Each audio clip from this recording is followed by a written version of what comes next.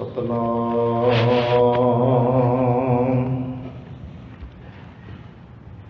ਧੰਨ ਵਾਹਿਗੁਰੂ ਸਾਹਿਬ ਜੀਓ। ਤੇਰੇ ਕਵਨ ਕਵਨ ਗੁਣ ਕਹਿ ਗਾਵਾਂ, ਤੂੰ ਸਾਹਿਬ ਗੁਣੀ ਨਿਧਾਨਾ। ਤੁਮਰੀ ਮਹਿਮਾ ਬਰਨ ਨਾ ਸਾਕਾਂ, ਤੂੰ ਠਾਕੁਰ ਊਚ ਭਗਵਾਨਾ। ਜੇਤਾ ਜੀਉ ਪਿੰਡ ਸਭ ਤੇਰਾ, ਤੂੰ ਅੰਤਰਜਾਮੀ ਪੁਰਖ ਭਗਵਾਨ। ਦਾਸਨ ਦਾਸ ਕਹਿ ਜਨ ਨਾਨਕ, ਜਿਹਾ ਤੂੰ ਕਰਾਹੇ ਤੇਹਾ ਹਉ ਕਰੀ ਵਖਿਆਨ। ਪਰਮ ਸਨਮਾਨਯੋਗ ਚਵਰ ਛਤਰ ਤਖਤ ਦੇ ਮਾਲਕ ਜੁਗੋ ਜੁਗ ਅਟਲ ਧੰਨ ਧੰਨ ਸਤਿਗੁਰੂ ਗੁਰੂ ਗ੍ਰੰਥ ਸਾਹਿਬ ਸੱਚੇ ਪਾਤਸ਼ਾਹ ਜੀ ਦੀ ਪਾਵਨ ਪਵਿੱਤਰ ਹਜ਼ੂਰੀ ਅੰਦਰ ਸੁਭਾਏਮਾਨ ਗੁਰੂ ਸਵਾਰੇ ਸਤਸੰਗੀ ਜਨੋ, ਧੰਨ ਸ਼੍ਰੀ ਗੁਰੂ ਗ੍ਰੰਥ ਸਾਹਿਬ ਸੱਚੇ ਪਾਤਸ਼ਾਹ ਜੀ ਦੀ ਰਹਿਮਤ ਬਖਸ਼ਿਸ਼ ਹੋਈ। ਸ਼ਾਮ ਦੇ ਸਜੇ ਸੁੰਦਰ ਦੀਵਾਨਾਂ ਦੀਆਂ ਆਪ ਜੀ ਹਾਜ਼ਰੀਆਂ ਭਰ ਕੇ ਸਤਿਗੁਰਾਂ ਦੀ ਪਾਵਨ ਪਵਿੱਤਰ ਗੁਰਬਾਣੀ ਦੇ ਪਾਠ ਸਰਵਣ ਕੀਤੇ ਉਪਰੰਤ ਗੁਰੂ ਕੀ ਇਲਾਹੀ ਬਾਣੀ ਦਾ ਕੀਰਤਨ ਸਤਿਕਾਰਯੋਗ ਭਾਈ ਜਗਜੀਤ ਸਿੰਘ ਜੀ ਉਹਨਾਂ ਦੇ ਰਾਗੀ ਜਥੇ ਨੇ ਸਰਵਣ ਕਰਵਾਇਆ ਹੈ।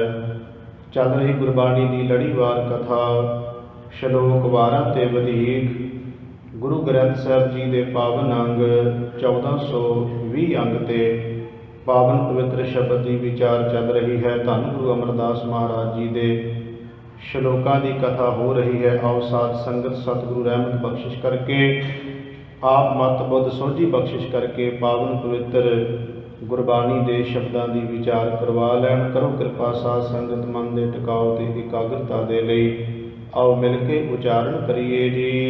ਸਤਿਨਾਮ ਸ੍ਰੀ ਵਾਹਿਗੁਰੂ ਜੀ। ਕਰੋ ਕਿਰਪਾ। ਸਤਿਨਾਮ ਸ੍ਰੀ ਵਾਹਿਗੁਰੂ ਜੀ। ਵੱਡੜਾ ਝਾਲ ਝੁਲੰਬਲਾ, ਨਾ ਵੜਾ ਲਈਆ ਕਿਸ। ਸਤਿਗੁਰੂ ਗੁਰੂ ਅਮਰਦਾਸ ਸੱਚੇ ਪਾਤਸ਼ਾਹ ਮਹਾਰਾਜ ਜੀ ਇਸ ਪਾਵਨ ਪਵਿੱਤਰ ਸ਼ਲੋਕ ਦੇ ਵਿੱਚ ਬਖਸ਼ਿਸ਼ ਕਰ ਰਹੇ ਹਨ। ਵੱਡੜਾ ਝਾਲ ਝੁਲੰਬੜੇ ਤੋਂ ਭਾਵ ਹੈ, ਵੱਡੜੇ ਤੋਂ ਭਾਵ ਹੈ ਕਿ ਬਹੁਤ ਸਵਖਤੇ ਅੰਮ੍ਰਿਤ ਵੇਲੇ ਜਿਵੇਂ ਬਚਨ ਆਉਂਦਾ ਹੈ, ਝਾਲਾਂਗੇ ਉਠ ਨਾਮ ਜਪ ਨਿਸਬਾਸਰ ਆਰਾਧ। ਇੱਥੇ ਸਤਿਗੁਰੂ ਕਿਰਪਾ ਕਰਦੇ ਨੇ ਕਿ ਅੰਮ੍ਰਿਤ ਵੇਲੇ ਉੱਠ ਕੇ ਝੁਲੰਬਲੇ ਦਾ ਅਰਥ ਜੋ ਵਿਦਵਾਨਾਂ ਨੇ ਕੀਤਾ ਉਹ ਕੀਤਾ ਕੁਸਮੁਸਾ ਜਾ ਹੋਵੇ, ਭਾਵ ਕਿ ਨਾ ਤੇ ਬਹੁਤਾ ਜਿਹੜਾ ਹੈ ਉਹ ਦਿਨ ਚੜ੍ਹਿਆ ਹੋਵੇ, ਨਾ ਬਹੁਤੀ ਰਾਤ ਹੋਵੇ, ਜਿਸ ਨੂੰ ਅਸੀਂ ਚੌਥਾ ਪਹਿਰ ਕਹਿ ਦਿੰਦੇ ਹਾਂ। ਤੋ ਸਤਿਗੁਰੂ ਮਹਾਰਾਜ ਜੀ ਕਹਿੰਦੇ ਧੰਨ ਗੁਰੂ ਅਮਰਦਾਸ ਮਹਾਰਾਜ ਜੀ ਭਈ ਅੰਮ੍ਰਿਤ ਵੇਲੇ ਉੱਠਣਾ ਚਾਹੀਦਾ ਤੇ ਅੰਮ੍ਰਿਤ ਵੇਲੇ ਉੱਠ ਕੇ ਨਾਮ ਲੈਣਾ ਚਾਹੀਦਾ। ਕਿਸ ਦਾ ਨਾਮ ਲੈਣਾ ਚਾਹੀਦਾ? ਸਾਹਿਬ ਕਿਰਪਾ ਕਰਕੇ ਅਗਲੀ ਪੰਕਤੀ ਵਿੱਚ ਬਖਸ਼ਿਸ਼ ਕਰਦੇ ਹਨ। ਨਾਮ ਲਈਆ ਪਰਮੇਸ਼ਰ, ਭੰਨਣ ਘੜਨ ਸਮਰੱਥ। ਉਸ ਹਰੀ ਪਰਮਾਤਮਾ ਵਾਹਿਗੁਰੂ ਦਾ ਨਾਮ ਲੈਣਾ ਚਾਹੀਦਾ ਜੋ ਬਣਾਉਣ ਵਾਲਾ ਤੇ ਖਤਮ ਕਰਨ ਵਾਲਾ ਹੈ। ਭੰਨਣ ਘੜਨ, ਘੜਨ ਤੋਂ ਭਾਵ ਘੜਨਹਾਰ ਬਣਾਉਣ ਵਾਲਾ ਤੇ ਉਸ ਨੂੰ ਭੰਨਣ ਵਾਲਾ ਭਾਵ ਜਿਹੜਾ ਸਰੀਰਾਂ ਨੂੰ ਬਣਾਉਂਦਾ ਹੈ ਤੇ ਭੰਨਦਾ ਹੈ, ਜਿਹੜਾ ਪੈਦਾ ਕਰਦਾ ਹੈ ਤੇ ਖਤਮ ਕਰਦਾ ਹੈ ਪਰਮਾਤਮਾ। ਉਸ ਪਰਮਾਤਮਾ ਦਾ ਨਾਮ ਅੰਮ੍ਰਿਤ ਵੇਲੇ ਉੱਠ ਕੇ ਜਪਣਾ ਚਾਹੀਦਾ ਹੈ। ਹਰਟ ਪੀ ਤੂੰ ਕਰੈ, ਬੋਲੇ ਭਲੀ ਬਾਣ। ਸਤਿਗੁਰੂ ਗਰੀਬ ਨਵਾਜ ਪਾਤਸ਼ਾਹ ਮਹਾਰਾਜ ਜੀ ਇੱਕ ਉਦਾਹਰਨ ਦਿੰਦੇ ਨੇ। ਸਾਹਿਬ ਕਹਿੰਦੇ ਜਿਵੇਂ ਆਪਾਂ ਦੇਖਦੇ ਹਾਂ ਕਿ ਅੰਮ੍ਰਿਤ ਵੇਲੇ ਪਹਿਲਿਆਂ ਸਮਿਆਂ 'ਚ ਹੁੰਦਾ ਸੀ, ਅੱਜ ਤਾਂ ਇਹ ਐਸਾ ਹੈ ਨਹੀਂ ਕਿ ਖੂਹਾਂ 'ਤੇ ਜਾ ਕੇ ਲੋਕ ਇਸ਼ਨਾਨ ਕਰਦੇ ਹੁੰਦੇ ਸਨ, ਕਿਉਂਕਿ ਉਦੋਂ ਪ੍ਰਬੰਧ ਹੀ ਇਸ ਤਰ੍ਹਾਂ ਦਾ ਸੀ। ਤੋ ਜਦੋਂ ਖੂਹ 'ਤੇ ਜਾਣਾ ਇਸ਼ਨਾਨ ਕਰਨ ਵਾਸਤੇ ਤੇ ਖੂਹ ਦੀ ਇੱਕ ਆਵਾਜ਼ ਆਉਂਦੀ ਹੁੰਦੀ ਸੀ। ਇਹਨੂੰ ਹੋ ਸਕਦਾ ਵੱਖ-ਵੱਖ ਬੋਲੀਆਂ ਦੇ ਵਿੱਚ ਉਸ ਨੂੰ ਉਹ ਜਿਹੜੀ ਪੱਤਰੀ ਹੈ ਨਾ, ਜਿਹੜੀ ਜਦੋਂ ਆਪਾਂ ਗੇੜੀ ਘੁੰਮਦੀ ਹੈ ਤੇ ਉਸ ਨੂੰ ਰੋਕਣ ਵਾਸਤੇ ਇੱਕ ਪੱਤਰੀ ਹੁੰਦੀ ਹੈ, ਉਹਨੂੰ ਕੋਈ ਘੋੜਾ ਕਹਿ ਦਿੰਦਾ ਜਾਂ ਕਈਆਂ ਬੋਲੀਆਂ ਵਿੱਚ ਕਈਆਂ ਇਲਾਕਿਆਂ ਵਿੱਚ ਉਹਨੂੰ ਕੁੱਤਾ ਵੀ ਕਹਿ ਦਿੰਦੇ ਆ। ਉਹ ਜੇ ਲਾ ਦਿੱਤਾ ਜਾਵੇ ਤਾਂ ਉਹ ਜਿਹੜੀ ਚੱਲਣ ਵਾਲੀ ਜਿਹੜੀ ਲੱਕੜ ਹੈ ਜੋ ਘੇਰੇ ਘੇਰੇ ਘੁੰਮਦੀ ਉਹ ਰੁਕ ਜਾਂਦੀ ਹੈ, ਅਤੇ ਜੇ ਉਹਨੂੰ ਲਾ ਦਿੱਤਾ ਜਾਵੇ ਤਾਂ ਉਹਦੀ ਬੜੀ ਸਪੀਡ ਬਣ ਜਾਂਦੀ, ਕਿਉਂਕਿ ਉਹ ਜਿਹੜੀਆਂ ਟਿੰਡਾਂ ਹੁੰਦੀਆਂ ਨੇ ਪਾਣੀ ਨਾਲ ਭਰੀਆਂ ਹੁੰਦੀਆਂ, ਫਿਰ ਬੈਕ ਪੁੱਠੀ ਚੱਲਦੀ ਹੈ। ਸਤਿਗੁਰੂ ਇੱਥੇ ਕਹਿ ਰਹੇ ਨੇ ਕਿ ਹਾਰਟ ਇਹਨੂੰ ਬਹੁਤ ਜ਼ਿਆਦਾ ਜਿਹੜਾ ਆਮ ਤੌਰ 'ਤੇ ਇਹਨੂੰ ਪੜ੍ਹਦੇ ਤਾਂ ਹਰ ਹੱਟ ਹੀ ਹਨ, ਬਹੁਤਾ ਜ਼ਿਆਦਾ ਇਹਨੂੰ ਹਰ ਹੱਟ ਪੜ੍ਹਦੇ, ਕਿਉਂਕਿ ਇੱਕ ਰਾਗੀ ਸਿੰਘ ਵੱਲੋਂ ਇੱਕ ਕੈਸਟ ਕੱਢੀ ਗਈ ਸੀ ਜਿਹਦੇ ਵਿੱਚ ਉਹਨੇ ਸ਼ਬਦ ਗਾਇਆ ਕਿ ਹਰ ਹੱਟ ਪੀ ਤੂੰ ਤੂੰ ਕਰੇ, ਤਾਂ ਉਹ ਇੰਨੀ ਪ੍ਰਚਲਿਤ ਹੋ ਗਈ ਗੱਲ ਕਿ ਜਿਨ੍ਹਾਂ ਨੂੰ ਇਸ ਦਾ ਪਤਾ ਵੀ ਸੀ ਉਹ ਵੀ ਇਸ ਨੂੰ ਹਰ ਹੱਟ ਹੀ ਕਹਿਣ ਲੱਗ ਪਏ। ਤਾਂ ਹਰ ਹੱਟ ਦਾ ਕੋਈ ਅਰਥ ਨਹੀਂ ਬਣਦਾ, ਕਿਉਂਕਿ ਹੱਟ ਮੈਨੇ ਆਉਂਦਾ ਹੱਟੀ, ਹਰ ਮੈਨੇ ਪਰਮਾਤਮਾ।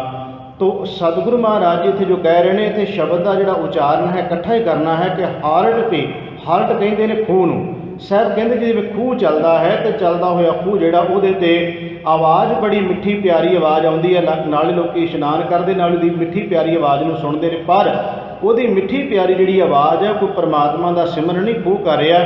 ਸਾਹਿਬ ਅਗਲੀਆਂ ਪੰਕਤੀਆਂ ਵਿੱਚ ਕੀ ਕਹਿਣਾ ਚਾਹੁੰਦੇ ਨੇ, ਆਓ ਸਰਵਣ ਕਰੋ ਜੀ। ਸਾਹਿਬ ਸਦਾ ਹਦੂਰ ਹੈ, ਕਿਆ ਉੱਚੀ ਕਰੇ ਪੁਕਾਰ। ਸਾਹਿਬ ਕਹਿੰਦੇ ਜਿਵੇਂ ਖੂਹ ਚੱਲਦਾ ਹੈ ਤੇ ਖੂਹ ਦੀ ਆਵਾਜ਼ ਭਾਵੇਂ ਮਿੱਠੀ ਪਿਆਰੀ ਬੜੀ ਉੱਚੀ ਹੈ, ਪਰ ਖੂਹ ਨਾਮ ਨਹੀਂ ਜਪਦਾ।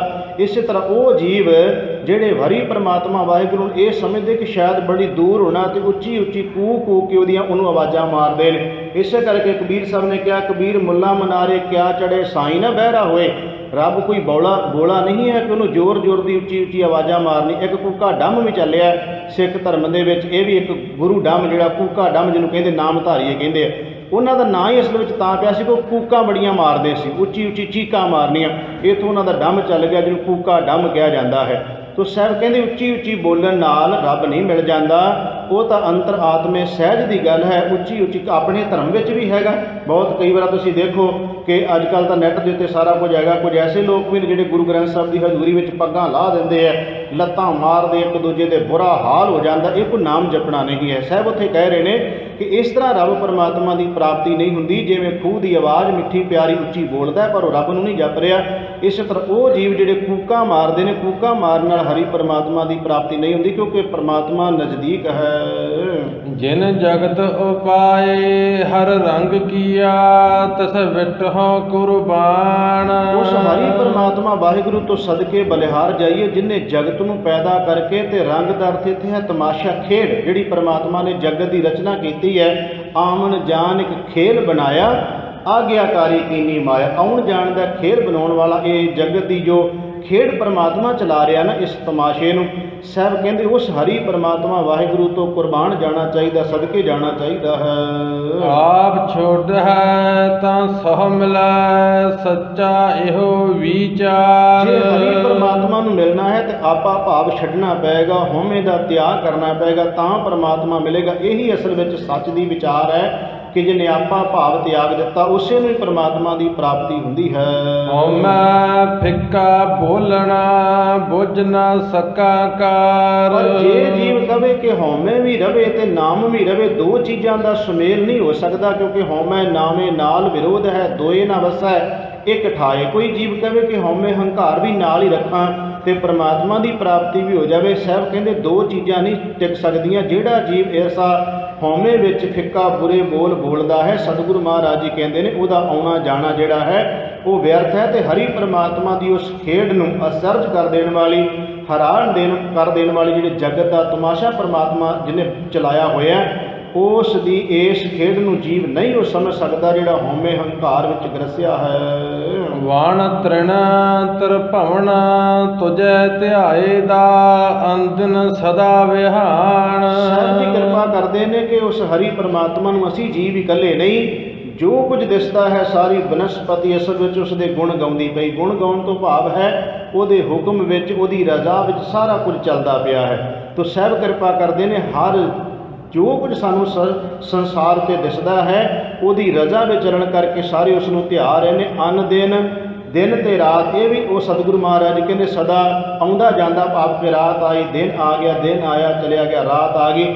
ਇਹ ਵਾਹਿਗੁਰੂ ਪਰਮਾਤਮਾ ਦੀ ਜਿਹੜੀ ਖੇਡ ਹੈ ਨਾ, ਇਹ ਵੀ ਉਹਦੇ ਹੁਕਮ ਵਿੱਚ ਹੀ ਹੈ। ਤੇ ਸਤਿਗੁਰੂ ਕਹਿੰਦੇ ਨੇ ਇਹ ਸਾਰਾ ਕੁਝ ਜੋ ਜਿਹੜਾ ਹੁਕਮ ਵਿੱਚ ਹੈ ਅਸਲ ਵਿੱਚ ਹੀ ਪਰਮਾਤਮਾ ਨੂੰ ਧਿਆਉਣਾ ਹੈ। ਤੋ ਸਾਹਿਬ ਕਿਰਪਾ ਕਰਦੇ ਨੇ ਸਾਰੀ ਬਨਸਪਤੀ ਕੀ, ਸਾਰੀ ਸ੍ਰਿਸ਼ਟੀ ਹਰੀ ਪ੍ਰਮਾਤਮਾ ਵਾਹਿਗੁਰੂ ਨੂੰ ਧਿਆ ਰਹੀ ਹੈ।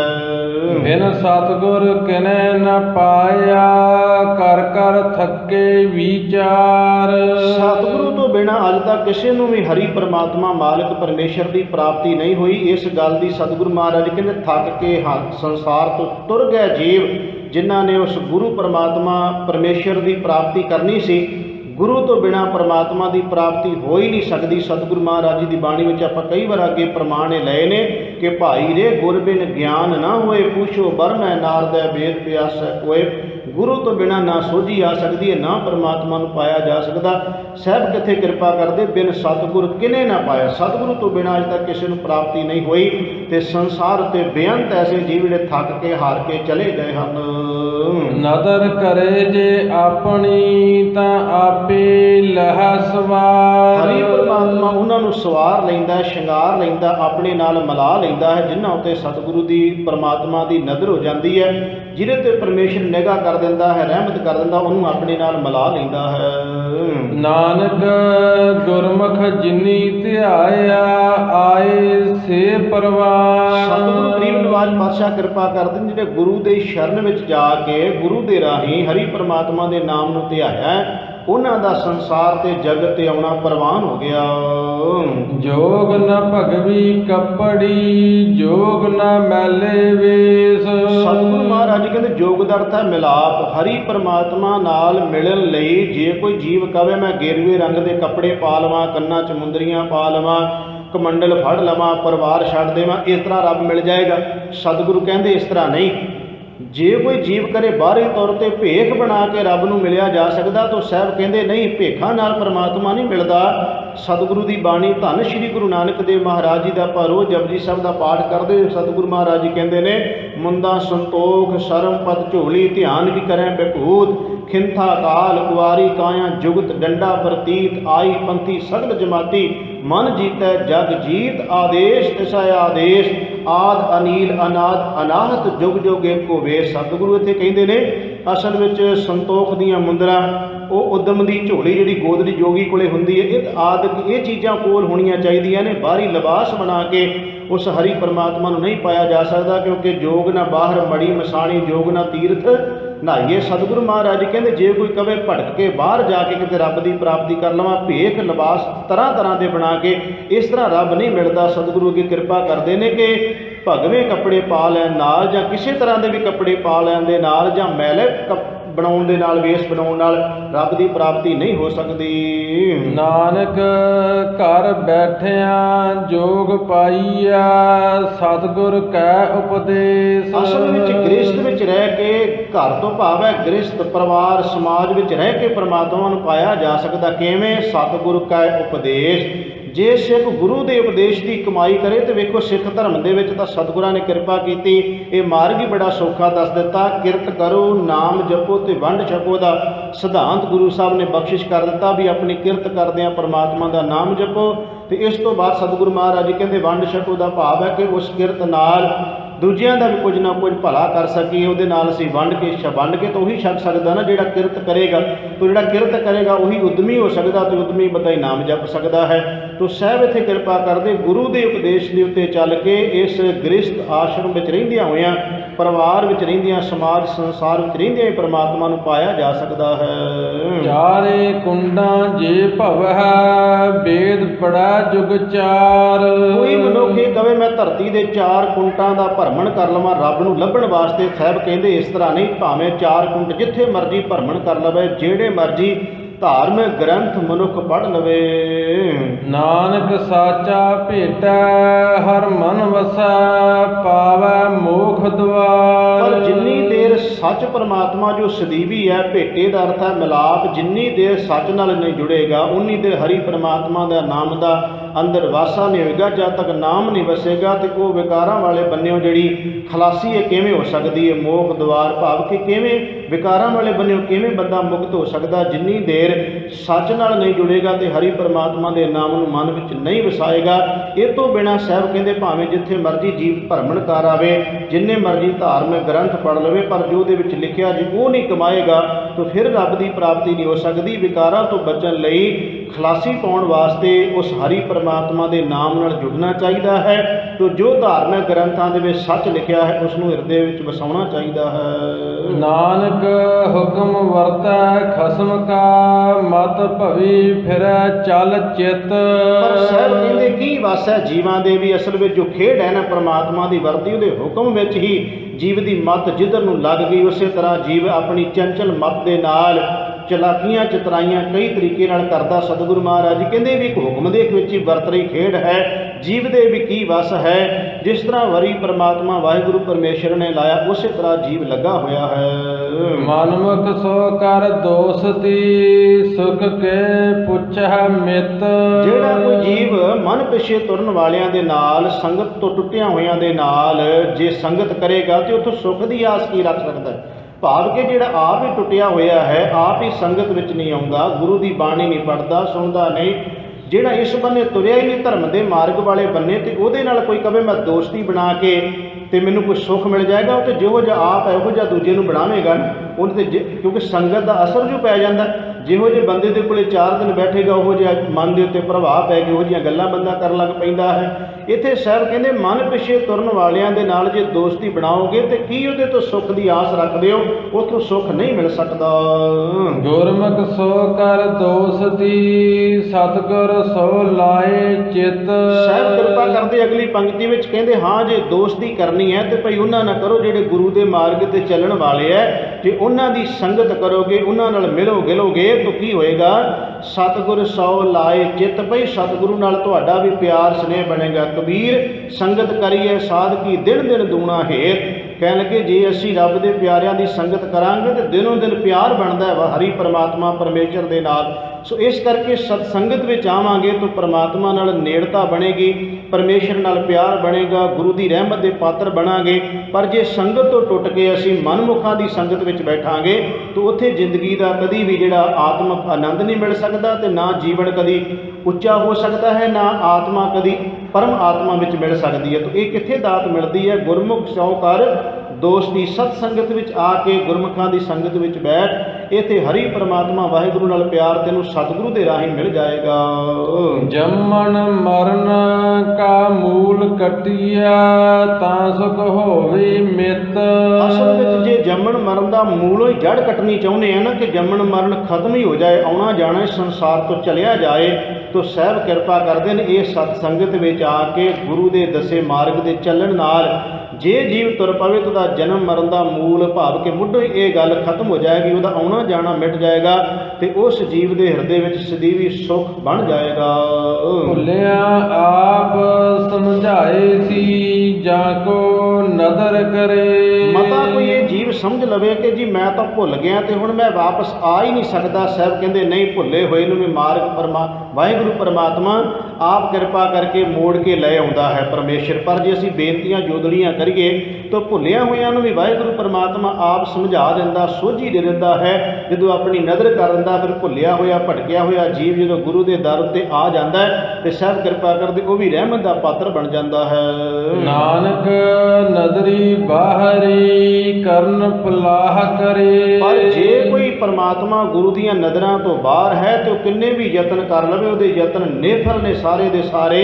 ਭਾਵੇਂ ਉਹ ਕਿੰਨੇ ਕੀਰਨੇ ਪਾਵੇ, ਕਿੰਨੇ ਤਰਲੇ ਕਰੇ, ਜੋ ਕੁਝ ਮਰਜ਼ੀ ਕਰੀ ਜਾਵੇ, ਪਰ ਜੇ ਗੁਰੂ ਦੀ ਨਜ਼ਰ ਤੋਂ ਪਾਸੇ ਹੈ ਤਾਂ ਕੁਝ ਵੀ ਰਹਿਮਤ ਨਹੀਂ ਮਿਲ ਸਕਦੀ। ਅਸੀਂ ਜਪਜੀ ਸਾਹਿਬ ਦੀ ਬਾਣੀ ਵਿੱਚ ਇੱਕ ਸ਼ਬਦ ਆਉਂਦਾ ਹੈ ਜਿਹਦੇ ਵਿੱਚ ਸਾਹਿਬ ਕਹਿੰਦੇ ਜੇ ਜੁਗ ਚਾਰੇ ਆਰਜਾ ਹੋਰ ਦਸੂਣੀ ਹੋਏ, ਨਵਾਂ ਖੰਡਾ ਵੇ ਜਾਣੀਏ ਨਾਲ ਚੱਲੇ ਸਭ ਕੋਏ, ਚੰਗਾ ਨਾਉ ਰਖਾਏ ਕੈ ਜਸ ਕੀਰਤ ਜਗ ਲੇ। ਇੰਨਾ ਕੁਝ ਹੋਵੇ ਉਹਦੇ ਕੋਲੇ, ਪਰ ਜੇ ਤਿਸ ਨਜ਼ਰ ਨਾ ਆਵਈ ਤਾਂ ਬਾਤ ਨਾ ਪੁੱਛੇ ਕਿ ਏਡਾ ਵੱਡਾ ਵੀ ਮਨੁੱਖ ਕਿਉਂ ਨਾ ਹੋਵੇ, ਸਭ ਨਾਲ ਚੱਲਦੇ ਹੋਣ, ਹਰ ਚੀਜ਼ ਉਹਦੇ ਕੋਲੇ ਸਹੂਲਤ ਹੋਵੇ, ਪਰ ਜੇ ਪ੍ਰਭੂ ਦੀਆਂ ਨਜ਼ਰਾਂ ਤੋਂ ਬਾਹਰ ਹੈ ਤਾਂ ਸਾਹਿਬ ਕਹਿੰਦੇ ਉਹਦੀ ਬਾਤ ਪੁੱਛਣ ਵਾਲਾ ਕੋਈ ਨਹੀਂ ਹੈ। ਇੱਥੇ ਸਾਹਿਬ ਕਿਰਪਾ ਕਰਦੇ ਪਰਮਾਤਮਾ ਦੀ ਨਜ਼ਰ ਤੋਂ ਜੇ ਅਸੀਂ ਬਾਹਰ ਹਾਂ, ਭਾਵ ਜੇ ਗੁਰੂ ਪਰਮੇਸ਼ਰ ਨਾਲ ਜੁੜਦੇ ਹੀ ਨਹੀਂ ਤਾਂ ਸਾਹਿਬ ਕਹਿੰਦੇ ਭਾਵੇਂ ਜਿੰਨੇ ਮਰਜ਼ੀ ਕੀਰਨੇ ਪਾਈਏ, ਤਰਲੇ ਕਰੀ ਚੱਲੀਏ, ਕਿਵੇਂ ਉਸ ਤੋਂ ਰਹਿਮਤ ਲੈ ਸਕਦੇ? ਉਹਦੀ ਰਹਿਮਤ ਲੈਣ ਵਾਸਤੇ ਗੁਰੂ ਦੀ ਚਰਨ ਸ਼ਰਨ ਵਿੱਚ ਆ ਕੇ ਉਹਦੀ ਨਜ਼ਰ ਦੇ ਪਾਤਰ ਬਣਨਾ ਪਏਗਾ।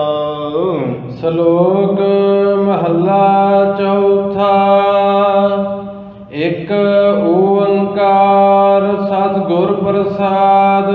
ਸਤਿਗੁਰੂ ਗੁਰੂ ਅਮਰਦਾਸ ਮਹਾਰਾਜ ਜੀ ਦੇ ਸ਼ਲੋਕਾਂ ਦੀ ਕਥਾ ਇੱਥੇ ਸਮਾਪਤ ਹੁੰਦੀ ਹੈ। ਸ਼ਲੋਕ ਵਾਰਾਂ ਤੇ ਵਧੇਕ ਵਿੱਚ ਪਹਿਲਾਂ ਸਤਿਗੁਰੂ ਨਾਨਕ ਦੇਵ ਮਹਾਰਾਜ ਜੀ ਦੇ ਸ਼ਲੋਕ ਆਏ, ਫਿਰ ਗੁਰੂ ਅਮਰਦਾਸ ਮਹਾਰਾਜ ਜੀ ਦੇ, ਤੇ ਹੁਣ ਧੰਨ ਸਤਿਗੁਰੂ ਗੁਰੂ ਰਾਮਦਾਸ ਮਹਾਰਾਜ ਜੀ ਦੇ ਸ਼ਲੋਕ ਇੱਥੋਂ ਸ਼ੁਰੂ ਹੋ ਰਹੇ ਨੇ। ਸ਼ਲੋਕ ਮਹੱਲਾ ਚੌਥਾ ਤੋਂ ਭਾਵ ਹੈ ਧੰਨ ਗੁਰੂ ਰਾਮਦਾਸ ਮਹਾਰਾਜ ਜੀ। ਤੇ ਇੱਕ ਓੰਕਾਰ ਸਤਿਗੁਰ ਪ੍ਰਸਾਦ ਤੋਂ ਭਾਵ ਪਰਮਾਤਮਾ ਇੱਕ ਹੈ, ਤੇ ਸਤਿਗੁਰੂ ਦੀ ਕਿਰਪਾ ਦੇ ਨਾਲ ਉਸ ਹਰੀ ਪਰਮਾਤਮਾ ਨੂੰ ਜਾਣਿਆ ਜਾ ਸਕਦਾ ਹੈ। ਵਡ ਭਾਗੀਆ ਸੁਹਾਗਣੀ ਜਿਨ੍ਹਾਂ ਗੁਰਮੁਖ ਮਿਲਿਆ ਹਰ ਰਾਏ। ਜਿਨ੍ਹਾਂ ਜੀਵ ਰੂਪੀ ਇਸਤਰੀਆਂ ਨੇ ਗੁਰੂ ਦੇ ਮਾਰਗ ਤੇ ਚੱਲ ਕੇ ਹਰੀ ਪਰਮਾਤਮਾ ਨੂੰ ਪਾ ਲਿਆ ਹੈ, ਉਹ ਜੀਵ ਰੂਪੀ ਇਸਤਰੀਆਂ ਸੁਹਾਗਣੀਆਂ ਖਸਮ ਵਾਲੀਆਂ ਮੰਨੀਆਂ ਜਾਂਦੀਆਂ ਨੇ।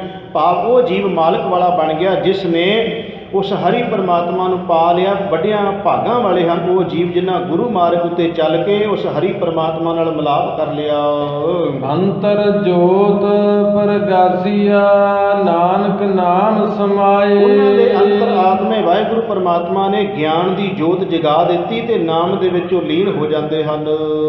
ਵਾਹੋ ਵਾਹੋ ਸਤਿਗੁਰ ਪੁਰਖ ਹੈ ਜਿਨ ਸੱਚ ਜਾਤਾ ਸੋਏ। ਉਸ ਸਤਿਗੁਰੂ ਨੂੰ ਕਿਉਂ ਨਾ ਵਾਹ ਵਾਹ ਕਹੀਏ, ਧੰਨ ਧੰਨ ਕਹੀਏ। ਵਾਹ ਵਾਹ ਤੋਂ ਭਾਵ ਹੈ ਉਹਨੂੰ ਪਰਮਾਤਮਾ ਨੂੰ ਸਲਾਹੁਣਾ ਚਾਹੀਦਾ, ਧੰਨ ਧੰਨ ਕਹਿਣਾ ਚਾਹੀਦਾ, ਉਹਦੀ ਵਡਿਆਈ ਉਹਦੀ ਸਿਫਤ ਕਰਨੀ ਚਾਹੀਦੀ। ਮੁੱਖ ਤੋਂ ਉਸ ਪਰਮਾਤਮਾ ਦੀ ਉਸਤਤ ਜਿੰਨੀ ਹੋ ਸਕੇ ਉਨੀ ਕਰਨੀ ਚਾਹੀਦੀ। ਧੰਨ ਗੁਰੂ ਰਾਮਦਾਸ ਜੀ ਕਹਿੰਦੇ ਨੇ ਉਹ ਸਤਿਗੁਰੂ ਪੁਰਖ ਨੂੰ ਵਾਹ ਵਾਹ ਕਹਿਣਾ ਚਾਹੀਦਾ, ਧੰਨ ਧੰਨ ਕਹਿਣਾ ਚਾਹੀਦਾ। ਕਿਸ ਨੂੰ?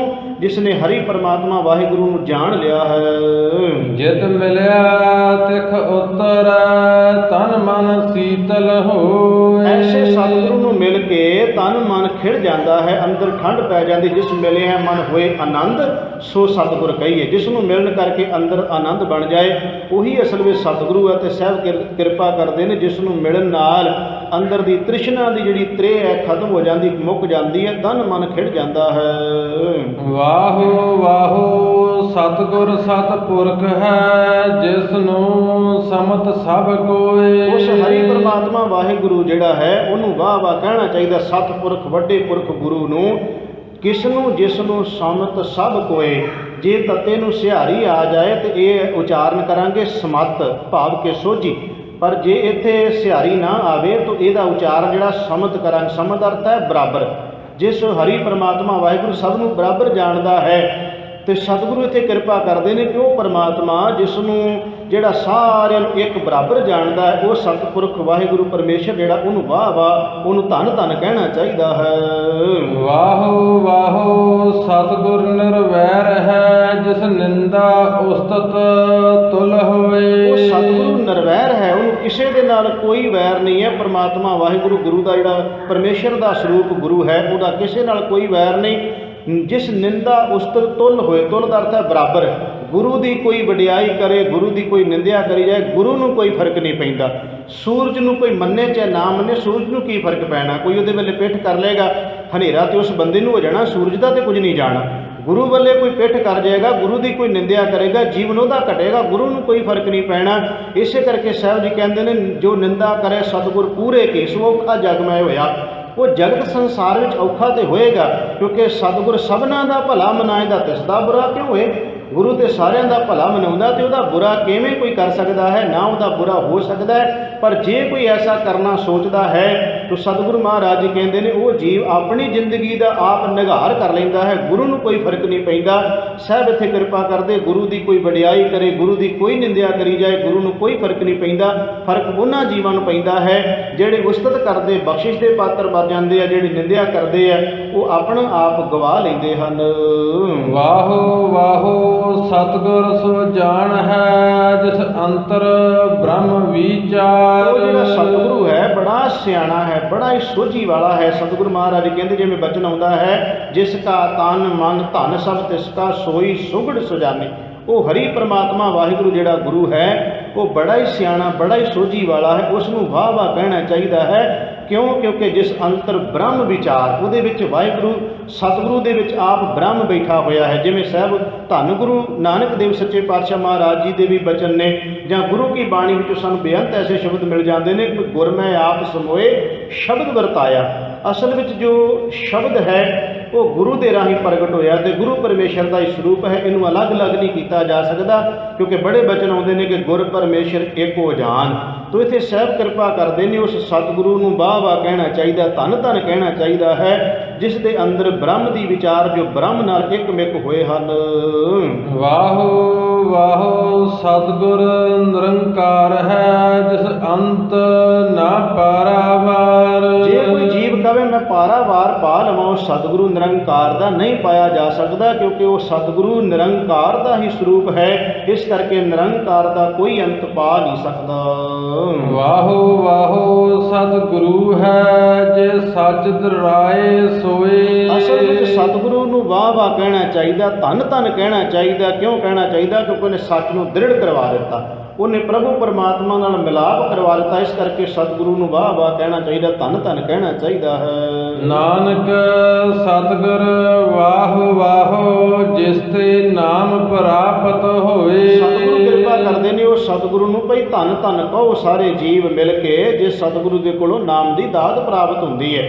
ਜਦੋਂ ਭੱਟਾਂ ਦੇ ਸਵਈਏ ਪੜ੍ਹੀਏ ਨਾ ਤਾਂ ਉਹਨਾਂ ਨੇ ਧੰਨ ਗੁਰੂ ਰਾਮਦਾਸ ਮਹਾਰਾਜ ਦੀ ਸਿਫਤ ਵਿੱਚ ਸਵਈਏ ਉਚਾਰੇ ਨੇ। ਮੈਂ ਇੱਕ ਸਵਈਆ ਤੁਹਾਡੇ ਨਾਲ ਸਾਂਝਾ ਕਰ ਲਵਾਂ, ਕਿਉਂਕਿ ਵਾਹ ਵਾਹ ਦਾ ਬੜਾ ਜ਼ਿਕਰ ਆਇਆ, ਧੰਨ ਧੰਨ ਦਾ ਜ਼ਿਕਰ ਆਇਆ ਇਸ ਸ਼ਲੋਕ ਦੇ ਵਿੱਚ।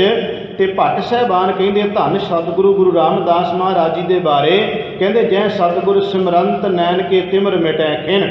ਜੇ ਗੁਰੂ ਰਾਮਦਾਸ ਮਹਾਰਾਜ ਨੂੰ ਧੰਨ ਧੰਨ ਕਹੀਏ, ਗੁਰੂ ਰਾਮਦਾਸ ਮਹਾਰਾਜ ਜੀ ਨੂੰ ਵਾਹ ਵਾਹ ਕਰੀਏ, ਗੁਰੂ ਰਾਮਦਾਸ ਜੀ ਦੀ ਵਡਿਆਈ ਕਰੀਏ, ਉਹਦਾ ਸਿਮਰਨ ਕਰੀਏ ਤਾਂ ਕਿੰਨੀ ਕੁ ਰਹਿਮਤ ਮਿਲਦੀ ਹੈ। ਜੈ ਸਤਿਗੁਰ ਸਿਮਰੰਤ ਨੈਣ ਕੇ ਤਿਮਰ ਮਿਟੈ ਖਿਨ, ਅਗਿਆਨਤਾ ਦਾ ਹਨੇਰਾ ਦੂਰ ਹੋ ਜਾਂਦਾ। ਜੈ ਸਤਿਗੁਰ ਸਿਮਰੰਤ ਨਾਮ ਹਰ ਦਿਨੋਂ ਦਿਨ, ਜੇ ਸਤਿਗੁਰੂ ਨੂੰ ਵਾਹ ਵਾਹ ਕਹੀਏ ਦਿਨੋਂ ਦਿਨ ਪਰਮਾਤਮਾ ਨਾਲ ਪਿਆਰ ਬਣਦਾ। ਜੈ ਸਤਿਗੁਰ ਸਿਮਰੰਤ ਜੀ ਕੀ ਤਪਤ ਮਿਟਾਵੈ, ਉਹ ਸਤਿਗੁਰੂ ਨੂੰ ਵਾਹ ਵਾਹ ਕਹੀਏ ਜਿਹੜਾ ਜੀਵ ਦੇ ਅੰਦਰ ਦੀ ਤਪਸ਼ ਨੂੰ ਮਿਟਾ ਦਿੰਦਾ ਹੈ। ਜੈ ਸਤਿਗੁਰ ਸਿਮਰੰਤ ਰਿੱਧ ਸਿੱਧ ਨਵ ਨਿਧ ਪਾਵੈ, ਜਿਹੜੇ ਸਤਿਗੁਰੂ ਨੂੰ ਮਿਲ ਕੇ ਸਾਰੇ ਖਜ਼ਾਨੇ ਪ੍ਰਾਪਤ ਹੋ ਜਾਂਦੇ ਨੇ, ਨਵ ਨਿਧੀਆਂ 18 ਸਿੱਧੀਆਂ ਭਾਵ ਸਭ ਦਾਤਾਂ ਝੋਲੀ 'ਚ ਪੈ ਜਾਂਦੀਆਂ ਨੇ। ਤੇ ਭੱਟ ਸਾਹਿਬਾਨ ਕਹਿੰਦੇ ਨੇ ਸੋਈ ਰਾਮਦਾਸ ਗੁਰ ਬਲ ਭਨ ਮਿਲ ਸੰਗਤ ਧੰਨ ਧੰਨ ਕਰੋ, ਜੈ ਸਤਿਗੁਰ ਲਗ ਪ੍ਰਭ ਪਾਈਏ, ਸੋ ਸਤਿਗੁਰ ਸਿਮਰੋ ਨਰੋ। ਕਹਿੰਦੇ ਨੇ ਉਹ ਧੰਨ ਗੁਰੂ ਰਾਮਦਾਸ ਮਹਾਰਾਜ ਜੀ ਹਨ ਜਿਨ੍ਹਾਂ ਨੂੰ ਧੰਨ ਧੰਨ ਕਹਿਣਾ ਚਾਹੀਦਾ ਹੈ, ਜਿਨ੍ਹਾਂ ਨੂੰ ਧੰਨ ਧੰਨ ਕਹਿਣ ਨਾਲ ਪਰਮਾਤਮਾ ਦੀ ਵੀ ਪ੍ਰਾਪਤੀ ਹੋ ਜਾਂਦੀ ਹੈ। ਇੱਥੇ ਸਾਹਿਬ ਕਿਰਪਾ ਕਰਦੇ ਨੇ ਉਹ ਸਤਿਗੁਰੂ ਸਲਾਹੁਣ ਯੋਗ ਹੈ, ਉਹਦੀ ਵਡਿਆਈ ਕਰਨੀ ਚਾਹੀਦੀ, ਜਿੰਨੀ ਹੋ ਸਕੇ ਸਿਫਤ ਕਰਨੀ ਚਾਹੀਦੀ ਹੈ, ਕਿਉਂਕਿ ਉਹਦੇ ਕੋਲੋਂ ਹੀ ਸਤਿਗੁਰੂ ਕੋਲੋਂ ਹੀ ਨਾਮ ਦੀ ਦਾਤ ਪ੍ਰਾਪਤ ਹੁੰਦੀ ਹੈ। ਹਰ ਪ੍ਰਭ ਸੱਚਾ ਸੋਹਿਲਾ, ਗੁਰਮੁਖ ਨਾਮ ਗੋਵਿੰਦ। ਗੁਰੂ ਦੇ ਮਾਰਗ ਤੇ ਚੱਲਣ ਵਾਲੇ ਜਿਹੜੇ ਗੁਰਸਿੱਖ ਹਨ, ਗੁਰਮੁਖ ਪਿਆਰੇ ਹਨ। ਸੋਹਿਲਾ ਦਾ ਅਰਥ ਹੁੰਦਾ ਹੈ ਖੁਸ਼ੀ ਦਾ ਗੀਤ, ਪ੍ਰਭੂ ਦੀ ਵਡਿਆਈ ਸਿਫਤ। ਰੱਬ ਦੇ ਮਾਰਗ ਤੇ ਚੱਲਣ ਵਾਲੇ ਪ੍ਰਭੂ ਦੀਆਂ ਵਡਿਆਈਆਂ ਖੁਸ਼ੀ ਦੇ ਗੀਤ ਗਾਉਂਦੇ ਨੇ, ਭਾਵੇਂ ਗੋਬਿੰਦ ਕਹਿਣ, ਭਾਵੇਂ ਹਰੀ ਕਹਿਣ, ਅੱਲਾ ਕਹਿਣ, ਸਾਰੇ ਨਾਮ ਪਰਮਾਤਮਾ ਦੇ ਨੇ। ਤੋ ਸਾਹਿਬ ਜੀ ਕਹਿੰਦੇ ਨੇ ਉਸ ਪ੍ਰਭੂ ਪਰਮਾਤਮਾ ਵਾਹਿਗੁਰੂ ਦੇ ਸੱਚ ਰੂਪੀ ਪਰਮਾਤਮਾ ਦੇ ਖੁਸ਼ੀ ਦੇ ਗੀਤ ਗਾਉਂਦੇ ਰਹਿੰਦੇ ਨੇ, ਉਹਦਾ ਨਾਮ ਜਪਦੇ ਰਹਿੰਦੇ ਹਨ ਤੇ ਦਿਨ ਰਾਤ ਉਸ ਮਾਲਕ ਦੀ ਵਡਿਆਈ ਉਹ ਕਰਦੇ ਰਹਿੰਦੇ ਹਨ। ਅਨ ਦਿਨ ਨਾਮ ਸਲਾਹਣਾ, ਹਰ ਜਪਿਆ ਮਨ ਆਨੰਦ। ਉਹਨਾਂ ਨੇ ਅਨ ਦਿਨ ਭਾਵ ਕੇ ਹਰ ਵੇਲੇ ਹਰੀ ਪਰਮਾਤਮਾ ਵਾਹਿਗੁਰੂ ਦਾ ਨਾਮ ਸਲਾਹਿਆ, ਉਹਦੀ ਵਡਿਆਈ ਕੀਤੀ, ਹਰ ਜਪਿਆ, ਜਿਹਨੂੰ ਜਪਣ ਕਰਕੇ ਉਹਨਾਂ ਦੇ ਮਨ ਵਿੱਚ ਪ੍ਰਭੂ ਪਰਮਾਤਮਾ ਪਰਮੇਸ਼ਰ ਨੇ ਸਦੀਵੀ ਤੌਰ ਤੇ ਆਤਮਿਕ ਖੇੜਾ ਬਣਾ ਦਿੱਤਾ। ਵਡ ਭਾਗੀ ਹਰ ਪਾਇਆ, ਪੂਰਨ ਪਰਮਾਨੰਦ। ਉਹ ਜਿਹੜਾ ਪਰਮ ਆਨੰਦ ਪਰਮਾਤਮਾ ਹੈ ਨਾ, ਪਰਮੇਸ਼ਰ ਜਿਹੜਾ ਅੰਦਰ ਦਾ ਖਿੜਾਓ ਬਣਾਉਣ ਵਾਲਾ ਹੈ, ਸਤਿਗੁਰੂ ਮਹਾਰਾਜ ਜੀ ਕਹਿੰਦੇ ਵੱਡਿਆਂ ਭਾਗਾਂ ਵਾਲਿਆਂ ਜੀਵਾਂ ਨੇ ਪਾ ਲਿਆ ਉਸ ਪ੍ਰਭੂ ਪਰਮਾਤਮਾ ਵਾਹਿਗੁਰੂ ਨੇ, ਜਿਸ ਨੇ ਜੀਵਨ ਦੇ ਅੰਦਰ ਪਰਮ ਆਨੰਦ ਬਣਾ ਦਿੱਤਾ। ਜਨ ਨਾਨਕ ਨਾਮ ਸਲਾਹਿਆ, ਬਹੁੜ ਨਾ ਮਨ ਤਨ ਭੰਗ। ਜਿਨ੍ਹਾਂ ਨੇ ਉਸ ਹਰੀ ਪਰਮਾਤਮਾ ਵਾਹਿਗੁਰੂ ਨੂੰ ਸਲਾਹਿਆ ਹੈ, ਬਹੁੜ ਨਾ ਮਨ ਤਨ ਭੰਗ। ਭੰਗ ਦਾ ਅਰਥ ਹੈ ਮੁੜ ਕੇ ਟੁੱਟਦਾ ਨਹੀਂ ਕਦੇ। ਰੱਬ ਦਾ ਪਿਆਰ ਤੇ ਰੱਬ ਦੇ ਪਿਆਰਿਆਂ ਦਾ ਪਿਆਰ ਇਸ ਤਰ੍ਹਾਂ ਦਾ ਨਹੀਂ ਹੈ ਕਿ ਉਹ ਨਾ ਤੇ ਕਿਸੇ ਸਵਾਰਥ ਕਰਕੇ ਹੁੰਦਾ ਹੈ, ਨਾ ਕਿਸੇ ਲਾਲਚ ਕਰਕੇ ਹੁੰਦਾ ਹੈ। ਉਹ ਉਹਨਾਂ ਦੀ ਬਿਰਤੀ ਇੱਦਾਂ ਦੀ ਨਹੀਂ ਹੁੰਦੀ ਕਿ ਰੱਬ ਦੇ ਕੋਲੋਂ ਮੈਂ ਇੰਨੀਆਂ ਦਾਤਾਂ ਮੰਗੀਆਂ ਸੀ, ਮਿਲ ਗਈਆਂ, ਇੱਕ ਨਹੀਂ ਮੰਗੀ ਉਹ ਗਿਆ ਰੱਬ, ਆਪਾਂ ਹੋਰ ਕੋਈ ਲੱਭ ਲਿਆ। ਉਹਨਾਂ ਦਾ ਜਿਹੜਾ ਪਿਆਰ ਹੈ ਇਸ ਤਰ੍ਹਾਂ ਦਾ ਨਹੀਂ ਹੁੰਦਾ। ਭੰਗ ਤੋਂ ਅਰਥ ਟੁੱਟਦਾ ਨਹੀਂ ਹੈ ਕਦੀ ਵਾਸਤੇ ਵੀ। ਉਹ ਤਾਂ ਇਹ ਕਹਿੰਦੇ ਆ ਕਿ ਜੇ ਸੁਖ ਦੇਹ ਤਾਂ ਤੁਝੇ ਆਰਾਧੀ, ਦੁਖ ਪੀ ਤੁਝੇ ਧਿਆਈ, ਜੇ ਭੁੱਖ ਦੇਹੇ ਤਾਂ ਇਤਹੀ ਰਾਜਾ ਦੁੱਖ ਵਿੱਚ ਸੂਖ ਮਨਾਈ। ਪਰ ਆਮ ਬੰਦੇ ਦੀ ਹਾਲਤ ਇਹ ਹੈ, 4 ਦਿਨ ਗੁਰਦੁਆਰੇ ਆਇਆ, ਅਰਦਾਸਾਂ ਕੀਤੀਆਂ, ਨਾ ਖੇਡ ਬਣੀ, ਉਹਨੇ ਹੋਰ ਬਾਬਾ ਕੋ ਲੱਭ ਲਿਆ, ਉੱਥੋਂ ਨਾ ਗੱਲ ਬਣੀ, ਕੋਈ ਹੋਰ ਬਾਬਾ ਲੱਭ ਲਿਆ, ਉਹ ਭਟਕਦਾ ਹੀ ਰਹਿੰਦਾ ਹੈ, ਕੁਝ ਨਹੀਂ ਉਹਨੂੰ ਪ੍ਰਾਪਤ ਹੁੰਦਾ। ਆਖਰ ਥੱਕ ਹਾਰ ਕੇ ਫਿਰ ਆਉਣਾ ਇੱਥੇ ਪੈਂਦਾ, ਜਿੱਥੋਂ ਮਰਜ਼ੀ ਘੁੰਮ ਆਵੇ, ਆਖਿਰਕਾਰ ਗੱਲ ਇੱਥੇ ਆ ਕੇ ਖਤਮ ਹੁੰਦੀ ਹੈ। ਤੇ ਸਤਿਗੁਰੂ ਕਹਿੰਦੇ ਫਿਰ ਛੱਡ ਕੇ ਜਾਣ ਦੀ ਕੀ ਲੋੜ ਹੈ, ਜਦੋਂ ਵਾਪਸ ਆਉਣਾ ਹੀ ਇੱਥੇ ਹੈ, ਫਿਰ ਇਹ ਦਰ ਛੱਡਣਾ ਹੀ ਕਿਉਂ ਹੈ। ਕਬੀਰ ਸਾਹਿਬ ਜੀ ਕਹਿੰਦੇ ਨੇ, ਕਬੀਰ ਉਹ ਜਿਹੜਾ ਦਰ ਹੈ, ਜਿਹੜਾ ਹਰੀ ਪਰਮਾਤਮਾ ਦਾ, ਜੇ ਦਰ ਆਵਤ ਜਾਤਿਓ ਹਟਕੇ, ਨਾ ਹੀ ਕੋਈ ਸੋ ਦਰ ਕੈਸੇ ਛੋਡੀਏ। ਜੋ ਦਰ ਐਸਾ ਹੋਏ ਜਿੱਥੇ ਕੋਈ ਆਉਣ ਜਾਣ ਦੀ ਟੋਕ ਨਹੀਂ, ਜੋ ਮੰਗੀਏ ਮਿਲ ਜਾਂਦਾ ਹੈ, ਉਹ ਦਰ ਕਾਹਦੇ ਵਾਸਤੇ ਛੱਡਣਾ ਹੈ। ਇੱਥੇ ਸਾਹਿਬ ਕਹਿੰਦੇ ਰੱਬ ਦੇ ਪਿਆਰਿਆਂ ਦਾ ਜਦੋਂ ਇੱਕ ਵਾਰ ਪਿਆਰ ਪੈ ਜਾਏ, ਫਿਰ ਇਹ ਕਦੀ ਟੁੱਟਦਾ ਨਹੀਂ ਹੈ। ਭਾਵੇਂ ਇਸ ਪਿਆਰ ਦੇ ਬਦਲੇ ਉਹਨਾਂ ਨੂੰ ਆਪਣਾ ਆਪਾ ਵੀ ਨਿਸ਼ਾਵਰ ਕਿਉਂ ਨਾ ਕਰਨਾ ਪੈ ਜਾਵੇ, ਬੱਚਿਆਂ ਦੇ ਟੁਕੜੇ ਕਰਵਾਉਣੇ ਪੈ ਜਾਣ, ਬੰਦ ਕਟਾਉਣਾ ਪੈ ਜਾਏ, ਖੋਪਰ ਲਾਉਣਾ ਪੈ ਜਾਏ, ਚਰਖੜੀਆਂ ਤੇ ਚੜ੍ਹਨਾ ਪੈ ਜਾਏ, ਦੇਗਾਂ 'ਚ ਉਬਲਣਾ ਪੈ ਜਾਵੇ, ਪਰ ਇਹ ਪਿਆਰ ਨਹੀਂ ਕਦੀ ਟੁੱਟਦਾ।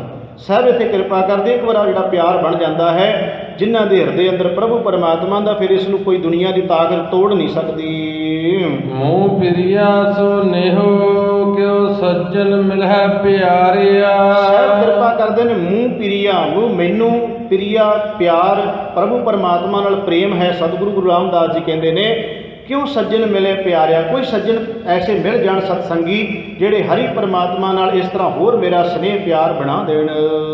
ਹਾਂ ਢੂੰਢੇਂਦੀ ਤਿੰਨ, ਸੱਜਣ ਸੱਚ ਸਵਾਰਿਆ। ਸਤਿਗੁਰੂ ਕਹਿੰਦੇ ਉਹਨਾਂ ਦੀ ਭਾਲ ਵਿੱਚ ਹਾਂ, ਜਿਨ੍ਹਾਂ ਨੂੰ ਹਰੀ ਪਰਮਾਤਮਾ ਨੇ ਸਵਾਰ ਦਿੱਤਾ। ਵੈਸੇ ਸਾਨੂੰ ਕਹਿ ਰਹੇ ਨੇ ਗੁਰੂ ਰਾਮਦਾਸ ਮਹਾਰਾਜ ਜੀ ਕਿ ਜੇ ਪਰਮਾਤਮਾ ਨਾਲ ਪਿਆਰ ਕਰਨਾ ਤੇ ਉਹਨਾਂ ਦੀ ਸੰਗਤ ਮੰਗੀ। ਜਦੋਂ ਅਰਦਾਸ ਕਰਦੇ ਨਾ ਆਪਾਂ, ਉਦੋਂ ਇੱਕ ਸ਼ਬਦ ਅਖੀਰ ਵਿੱਚ ਕਹਿੰਦੇ ਆ ਕਿ ਸਈ ਪਿਆਰੇ ਮੇਲ, ਜਿਨ੍ਹਾਂ ਮਿਲਿਆ ਤੇਰਾ ਨਾਮ ਚਿਤ ਆਵੇ। ਉਹਦਾ ਅਰਥ ਇਸ ਵਿੱਚ ਇਹੀ ਹੁੰਦਾ ਹੈ ਕਿ ਸਤਿਗੁਰੂ ਤੁਹਾਡੇ ਕੋਲੋਂ ਅਸੀਂ ਉਹਨਾਂ ਦਾ ਮਿਲਾਪ ਚਾਹੁੰਦੇ, ਜਿਨ੍ਹਾਂ ਨੂੰ ਮਿਲਣ ਕਰਕੇ ਤੁਸੀਂ ਯਾਦ ਆਉਂਦੇ ਰਹੋ, ਜਿਹਦਾ ਕਰਕੇ ਤੁਹਾਡੀ ਯਾਦ ਬਣੀ ਰਹੇ।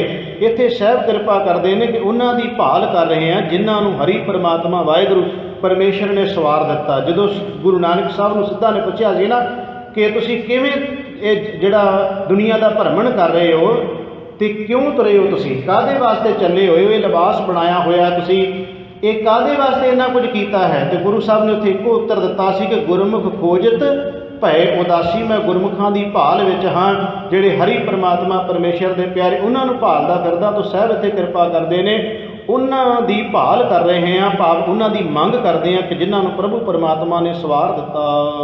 ਸਤਿਗੁਰ ਮੈਂਡਾ ਮਿੱਤ ਹੈ, ਜੇ ਮਿਲੈ ਤਾਂ ਇਹੋ ਮਨ ਵਾਰਿਆ। ਅਸਲ ਵਿੱਚ ਜਿਹੜਾ ਸਭ ਤੋਂ ਪਿਆਰਾ ਮਿੱਤਰ ਹੈ ਨਾ, ਉਹ ਸਤਿਗੁਰੂ ਹੀ ਹੈ। ਕਿਉਂਕਿ ਸਤਿਗੁਰ ਢਾਕ ਲਿਆ ਕੋਈ ਪਾਪੀ ਪੜਦਾ, ਦੁਨੀਆ ਤੇ ਪਰਦੇ ਚੁੱਕਦੀ ਹੈ, ਕਿ ਸਤਿਗੁਰੂ ਹੈ ਜਿਹੜਾ ਪਰਦਾ ਢੱਕਦਾ। ਦੁਨੀਆ ਨੂੰ ਤੇ ਮੌਕਾ ਮਿਲਣਾ ਚਾਹੀਦਾ, ਥੋੜ੍ਹਾ ਜਿਹਾ ਮਿਲ ਜਾਣਾ ਚਾਹੀਦਾ ਹੈ ਬਸ। ਉਹ ਤਾਂ ਫਿਰ ਜਿੰਨਾ ਚਿਰ ਸਿਆਣੇ ਕਹਿੰਦੇ, ਆਮ ਤੌਰ 'ਤੇ ਗੱਲ ਹੁੰਦਾ, ਇਹ ਆਪਾਂ ਕਹਿੰਦੇ ਹਾਂ ਕਿ ਸਿਆਣਿਆਂ ਦਾ ਕਥਨ ਹੈ, ਗੱਲ ਕਹਿੰਦੀ ਤੂੰ ਮੈਨੂੰ ਮੂੰਹ 'ਚੋਂ ਕੱਢ, ਮੈਂ ਤੈਨੂੰ ਪਿੰਡ 'ਚੋਂ ਕੱਢ ਦੂੰ। ਇਹਦਾ ਮਤਲਬ ਅਸਲ 'ਚ ਮਨਮੁਖੀਆਂ ਦੀ ਇਹ ਗੱਲ ਹੈ, ਗੁਰਮੁਖਾਂ ਦੀ ਨਹੀਂ ਹੁੰਦੀ। ਮਨਮੁਖੀਆਂ ਦੀ ਇਹ ਗੱਲ ਹੁੰਦੀ ਹੈ ਕਿ ਕਿਸੇ ਦੀ ਕੋਈ ਇੱਕ ਗੱਲ ਨਿੱਕੀ ਜੀ ਮਿਲ ਜਾਣੀ ਚਾਹੀਦੀ ਹੈ, ਬਸ ਜਿੰਨੀ ਦੇਰ ਕਹਿੰਦੇ ਉਹਦਾ ਅਸੀਂ ਪੂਰਾ ਜਲੂਸ ਨਾ ਕੱਢ ਦਈਏ, ਉਨੀ ਦੇਰ ਬੰਦਾ ਹਟਦਾ ਨਹੀਂ। ਆਪਣੇ ਔਗਣ ਬੰਦਾ ਕਦੀ ਨਹੀਂ ਵੇਖਦਾ, ਦੂਜੇ ਦਾ ਇੱਕ ਵੇਖ ਕੇ ਇੰਨੇ ਜ਼ਿਆਦਾ ਉਛਾਲਦੇ, ਇੰਨੇ ਜ਼ਿਆਦਾ ਉਛਾਲਦੇ ਆ ਕਿ ਆਪਣਿਆਂ ਦਾ ਚੇਤਾ ਹੀ ਭੁੱਲ ਜਾਂਦਾ। ਫਰੀਦ ਸਾਹਿਬ ਜੀ ਕਹਿੰਦੇ ਨੇ, ਫਰੀਦਾ ਜੇ ਤੂੰ ਆਪਣੇ ਗਰੀਵਾਨ ਵਿੱਚ ਵੇਖੇ, ਝਾਤ ਮਾਰ ਕੇ ਤੈਨੂੰ ਪਤਾ ਲੱਗ ਜਾਏ, ਫਰੀਦਾ ਆਪਣੇ ਗਰੀਵਾਨ ਮੈਂ ਸਿਰ ਨੀਵਾਂ ਕਰ ਦੇਖ, ਆਪਣੇ ਅੰਦਰ ਝਾਤ ਮਾਰ ਕੇ ਦੇਖ ਕਿ ਤੇਰੇ ਅੰਦਰ ਕਿੰਨੇ ਔਗਣ ਨੇ। ਦੂਜਿਆਂ ਦੇ ਨਾਂ ਉਛਾਲ ਇੱਥੇ ਸਾਹਿਬ ਕਿਰਪਾ ਕਰਦੇ ਨੇ। ਜੇ ਸਤਿਗੁਰੂ ਮਿੱਤਰ ਮਿਲ ਜਾਏ, ਉਹ ਸਤਿਗੁਰੂ ਜਿਹੜਾ ਸਾਡੇ ਪਰਦੇ ਢੱਕਦਾ ਹੈ, ਉਹ ਸਤਿਗੁਰੂ, ਜਿਸ ਸਤਿਗੁਰੂ ਦੇ ਕੋਲੇ ਜਦੋਂ ਵੀ ਆ ਜਾਈਏ, ਕਿਤਨੇ ਵੀ ਔਗਣ ਗੁਨਾਹ ਕਿਉਂ ਨਾ ਕੀਤੇ ਹੋਣ, ਗੁਰੂ ਨਾ ਤੇ ਉਛਾਲਦਾ ਹੈ ਤੇ ਨਾ ਦੂਜਿਆਂ ਨੂੰ ਦੱਸਦਾ ਹੈ। ਇਹ ਸਤਿਗੁਰੂ ਦੇ ਵਿੱਚ ਏਡਾ ਵੱਡਾ ਗੁਣ ਹੈ, ਨਾ ਤੇ ਦੂਜਿਆਂ ਨੂੰ ਦੱਸਦਾ ਸਤਿਗੁਰੂ ਤੇ ਨਾ ਉਹਨਾਂ ਦੇ ਔਗਣਾਂ ਨੂੰ ਉਛਾਲਦਾ ਹੈ। ਸਗੋਂ ਇਸ ਤਰ੍ਹਾਂ ਦਾ ਪਿਆਰ ਕਰਦਾ ਹੈ ਕਿ ਪਿਛਲੇ ਔਗਣ ਬਖਸ਼ ਲੈ, ਪ੍ਰਭ ਆਗੇ ਮਾਰਗ ਪਾਵੇ। ਤੇ ਸਭ ਕਿਰਪਾ ਕਰਦੇ ਨੇ। ਸਤਿਗੁਰੂ ਇੱਕ ਇਹੋ ਜਿਹਾ ਮਿੱਤਰ ਹੈ, ਜਿਸ ਮਿੱਤਰ ਦੇ ਕੋਲੇ ਸਾਰੇ ਸੁੱਖ ਨੇ, ਜਿਸ ਮਿੱਤਰ ਦੇ ਮਿਲਾਪ ਦੇ ਵਿੱਚ ਸਰੀਰ ਵੀ ਆਨੰਦ ਬਣ ਜਾਂਦਾ ਹੈ। ਇੱਥੇ ਸਹਿਬ ਕਿਰਪਾ ਕਰਦੇ ਨੇ ਕਿ ਜੇ ਉਹ ਸਤਿਗੁਰੂ ਮੈਨੂੰ ਮਿਲ ਜਾਵੇ ਨਾ, ਤੇ ਮੈਂ ਆਪਣਾ ਤਨ ਮਨ ਉਹਦੇ ਅਰਪਣ ਕਰ ਦਿਆਂ, ਵਾਰ ਦੇਵਾਂ ਆਪਣਾ ਆਪ ਉਸ ਸਤਿਗੁਰੂ ਤੋਂ। ਜਿਹੜਾ ਸਤਿਗੁਰੂ ਮੈਨੂੰ ਪਰਮਾਤਮਾ ਨਾਲ ਮਿਲਾ ਲੈਂਦਾ, ਮੇਰਾ ਉਹ ਅਸਲ ਵਿੱਚ ਮਿੱਤਰ ਹੈ। ਤੋ ਸਭ ਕਹਿੰਦੇ ਆਪਣਾ ਤਨ ਮਨ ਉਸ ਨੂੰ ਦੇ ਦਿਆਂ। ਦੇਂਦਾ ਮੂੰਹ ਪਿਰ ਦਸ, ਹਰ ਸੱਜਣ ਸਿਰਜਨ ਹਾਰਿਆ। ਕਿਉਂਕਿ ਮੈਨੂੰ ਉਹ ਦੱਸ ਦੇਵੇ, ਭਾਰੀ ਪਰਮਾਤਮਾ ਨੇ ਵਾਹਿਗੁਰੂ ਪਰਮੇਸ਼ਰ ਦਿੰਦਾ ਮੂੰਹ ਪਿਰ ਦਸ, ਫਿਰ ਮੈਨੇ ਪਤੀ ਪਰਮਾਤਮਾ ਪਰਮੇਸ਼ਰ ਦੱਸ ਦੇਵੇ, ਸੱਜਣ ਸਿਰਜਣ ਹਾਰਿਆ। ਸਿਰਜਣਹਾਰ ਪਰਮਾਤਮਾ ਜਿਹੜਾ ਹੈ, ਉਸ ਨੂੰ ਉਸ ਦੇ ਨਾਲ ਮਿਲਿਆ ਜਾ ਸਕਦਾ ਸਤਿਗੁਰੂ ਦੇ ਰਾਹੀਂ। ਨਾਨਕ ਹਉ ਫਿਰ ਭਾਲੀ ਆਪਣਾ ਸਤਿਗੁਰ ਨਾਲ ਦਿਖਾਲਿਆ। ਜਿਸ ਪਰੀ ਪਰਮਾਤਮਾ ਪਰਮੇਸ਼ਰ ਨੂੰ ਫਿਰ ਮੈਨੇ ਪਤੀ ਮੈਨੇ ਪਰਮਾਤਮਾ ਪਰਮੇਸ਼ਰ ਜਿਸ ਦੀ ਭਾਲ ਵਿੱਚ ਸੀ, ਸਤਿਗੁਰੂ ਕਹਿੰਦੇ ਸਤਿਗੁਰੂ ਨੇ ਨਾਲ ਹੀ ਵਿਖਾ ਦਿੱਤਾ।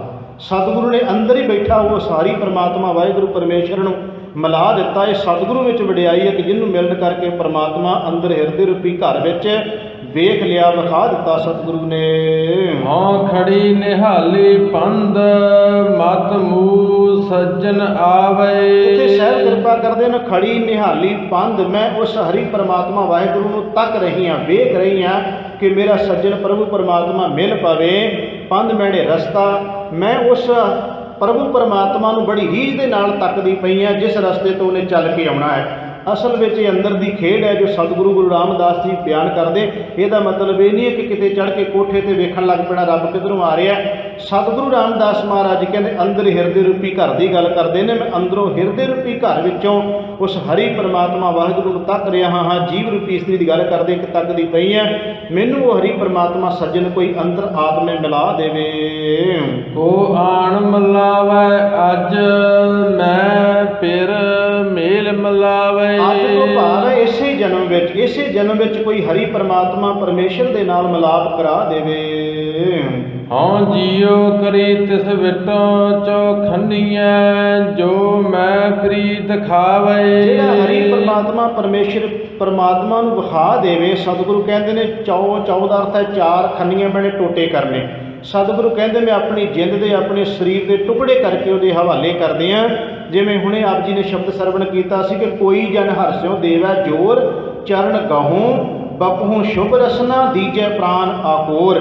ਉਹਦੇ ਵਿੱਚ ਵੀ ਸਤਿਗੁਰੂ ਰਾਮਦਾਸ ਜੀ ਇਹੀ ਕਹਿੰਦੇ ਕਿ ਹਰੀ ਪਰਮਾਤਮਾ ਨਾਲ ਮਿਲਾ ਦੇਵੇ। ਮੈਂ ਸ਼ੁਭ ਆਪਣੀ ਜ਼ੁਬਾਨ ਤੋਂ ਉਹਦੇ ਵਾਸਤੇ ਜਿਹੜਾ ਹੈ ਗੀਤ, ਉਹਦੇ ਵਾਸਤੇ ਉਹਦੀ ਸਿਫਤ ਕਰਾਂ ਤੇ ਆਪਣੀ ਜਿੰਦ ਵੀ ਉਹਦੇ ਹਵਾਲੇ ਕਰਦੇ ਹਾਂ। ਤੇ ਸਹਿਬ ਕਿਰਪਾ ਕਰਦੇ ਆਪਣੇ ਸਰੀਰ ਦੇ ਟੁਕੜੇ ਵੀ ਕਰਵਾ ਕੇ ਉਸ ਨੂੰ ਦੇ ਦਿਆਂ, ਉਹਦੇ ਅਰਪਣ ਕਰਦੇ ਹਾਂ। ਜੇ ਕੋਈ ਪ੍ਰਭੂ ਪਰਮਾਤਮਾ ਨਾਲ ਮਿਲਾ ਦੇਵੇ ਤਾਂ ਉਹਦਾ ਭਾਵ ਅਰਥ ਇਹ ਬਣਦਾ ਹੈ ਕਿ ਆਪਣਾ ਆਪ ਗੁਰੂ ਦੇ ਹਵਾਲੇ ਕਰ ਦੇਣਾ ਜਿਸ ਗੁਰੂ ਨੇ ਪਰਮਾਤਮਾ ਨਾਲ ਮਿਲਾ ਦਿੱਤਾ।